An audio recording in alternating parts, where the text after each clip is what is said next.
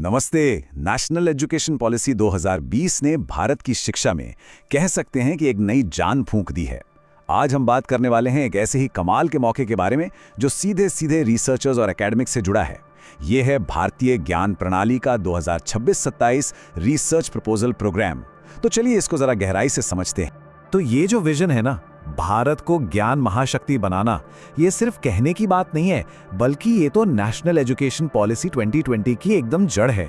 और इसी सोच को हकीकत बनाने के लिए आईकेएस जैसे प्रोग्राम्स लाए गए हैं।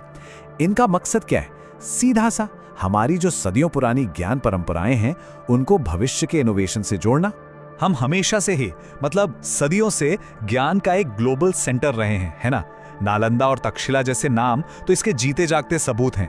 तो ये जो आईकेएस प्रोग्राम है, ये हमारी इसी शानदार विरासत को सिर्फ म्यूजियम में रखने के लिए नहीं है, बल्कि इसे दोबारा जिंदा करके आज की जो बड़ी बड़ी समस्याएं हैं उनके हल ढूंढने के लिए। तो सवाल उठता है, आखिर ये आईकेएस है क्या चीज? देखिए, सिंपल शब्दों में ये एजुकेशन मिनिस्ट्री की एक पहल है जिसका मेन काम है हमारे ट्रेडिशनल ज्ञान जैसे आयुर्वेद हो गया, एस्ट्रोनॉमी या फिर मैथ्स, इनको आज की मॉडर्न रिसर्च से मिलाना, ताकि ऐसे नए इनोवेशंस हों जो आज हमारी सोसाइटी के सच में काम आ सकें। तो आज की इस बातचीत में हम किन बातों पर गौर करेंगे? हमारा रोड मैप कुछ ऐसा है। पहले हम समझेंगे कि इस प्रोग्राम के पीछे सोच क्या है, फिर देखेंगे कि रिसर्च का मौका क्या है, कौन कौन इसके लिए अप्लाई कर सकता है, एक अच्छा प्रपोजल कैसे तैयार करें, और आखिर में वो फॉर्मूला जिससे जीतने के चांस बढ़ जाएं। तो चलिए शुरू करते हैं पहले हिस्से से, जड़ों की ओर वापसी। देखते हैं कि इस प्रोग्राम के पीछे का विजन क्या है। ठीक है, अब आते हैं मुद्दे की बात पर, मतलब प्रोग्राम के प्रैक्टिकल पहलुओं पर। अगर कोई रिसर्चर है तो ये सेक्शन उसके लिए बहुत काम का है। यहाँ हम समझेंगे कि ये मौका असल में है क्या। और हाँ, सबसे बड़ी बात जो सबको खींचती है वो है फंडिंग। इस प्रोग्राम में जो प्रोजेक्ट सिलेक्ट होंगे उन्हें 2 साल के लिए पूरे 25 लाख रुपए तक की फाइनेंशियल हेल्प मिलेगी। मतलब ये एक बहुत बड़ी रकम है जो किसी भी अच्छे रिसर्च आइडिया को सच में बदलने के लिए काफी है। अच्छा, अब ये तारीखें इन्हें कहीं नोट कर लीजिए, बहुत ज़रूरी हैं। प्रपोजल जमा करने की जो लास्ट डेट है वो है 30 जनवरी 2026। तो अगर कोई अप्लाई करने की सोच रहा है तो भाई तैयारी में अभी से जुटना होगा। और जानते हैं इसमें सबसे अच्छी बात क्या है? रिसर्च एरियाज की वैरायटी। ये सिर्फ हिस्ट्री या फिलॉसफी तक ही सीमित नहीं है। नहीं, इसमें साइंस, आर्ट्स, एग्रीकल्चर, हेल्थ, मतलब लगभग सब कुछ शामिल है।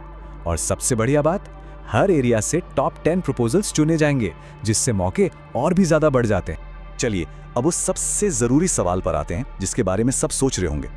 इस मौके के लिए आखिर कौन अप्लाई कर सकता है? आइए इसकी शर्तों को जरा समझते हैं। देखिए, इसमें 2 मेन रोल्स हैं, एक प्रिंसिपल इन्वेस्टिगेटर यानी पीआई और दूसरा को प्रिंसिपल इन्वेस्टिगेटर मतलब को पीआई। पीआई के लिए 5 साल से ज्यादा का एक्सपीरियंस चाहिए और को पीआई के लिए 3 से 5 साल का।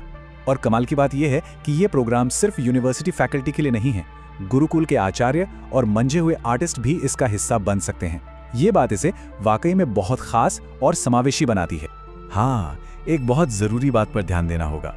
जो इंडिपेंडेंट रिसर्चर्स हैं, मतलब जिनका किसी भी मान्यता प्राप्त इंस्टीट्यूशन से कोई कनेक्शन नहीं है, वो अप्लाई नहीं कर सकते। आपका किसी न किसी संस्थान से जुड़ा होना जरूरी है। तो मान लीजिए कोई एलिजिबल है, तो अब अगला कदम क्या होगा? एक दमदार प्रपोजल तैयार करना। चलिए देखते हैं कि एक कंप्लीट एप्लीकेशन पैकेज में क्या क्या होना चाहिए। इसे अपनी चेकलिस्ट मानकर चलिए। पक्का करना होगा कि एप्लीकेशन में ये सारी चीजें हों, प्रपोजल के नैरेटिव से लेकर बजट की पूरी डिटेल, सीवी और हाँ, प्लैजरिज्म रिपोर्ट भी। एक भी चीज कम हुई तो एप्लीकेशन रिजेक्ट हो सकती है। और हाँ, इस टेक्निकल डिटेल को तो बिल्कुल मत भूलिएगा। सारे डॉक्यूमेंट्स को मिलाकर एक ही पीडीएफ फाइल बनानी है और उसका साइज 20 MB से ज्यादा नहीं होना चाहिए। ये सुनने में छोटी सी बात लगती है, लेकिन लास्ट मिनट की भागदौड़ से बचने के लिए बहुत जरूरी है। अब ये देखिए, ये है आपके प्रपोजल की एलिवेटर पिच। सिर्फ 100 शब्दों में ये बताना है कि आपका प्रोजेक्ट क्यों सबसे अलग और दमदार है। ये अपने आइडिया को कम शब्दों में असरदार तरीके से रखने का एक बहुत बड़ा मौका है।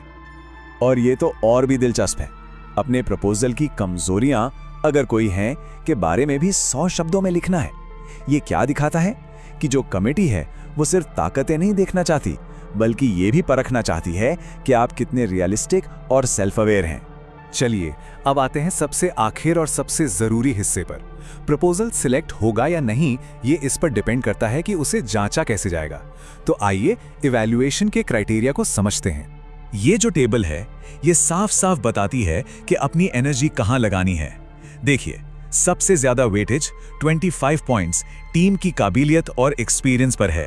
इसका मतलब आइडिया जितना जरूरी है उतनी ही जरूरी आपकी टीम भी है। उसके बाद आइडिया कितना ओरिजिनल है, आईकेएस मिशन से कितना जुड़ा है और कितनी बड़ी प्रॉब्लम सॉल्व कर रहा है, इन तीनों पर 20 पॉइंट्स हैं। अब ये 3 बातें आपको बाकियों से आगे निकलने में मदद कर सकती हैं। पहली, प्रैक्टिकल रहिए, प्रोजेक्ट किसी असली दुनिया की प्रॉब्लम का हल निकालना चाहिए। दूसरी, टाई ब्रेकर रूल जो है वो जूनियर फैकल्टी मेंबर्स को थोड़ी प्राथमिकता देता है।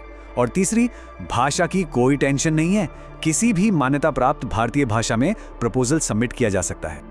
तो इस सारी जानकारी के बाद मैं एक सवाल के साथ सबको छोड़ना चाहता हूं। हमारा कौन सा प्राचीन भारतीय ज्ञान आज की किसी बड़ी मॉडर्न प्रॉब्लम को सॉल्व कर सकता है, चाहे वो पर्यावरण हो, हेल्थ हो या फिर सोशल वेलफेयर? सोचिए जरा, क्या पता इसका जवाब ही अगले बड़े रिसर्च प्रपोजल की बुनियाद बन जाए।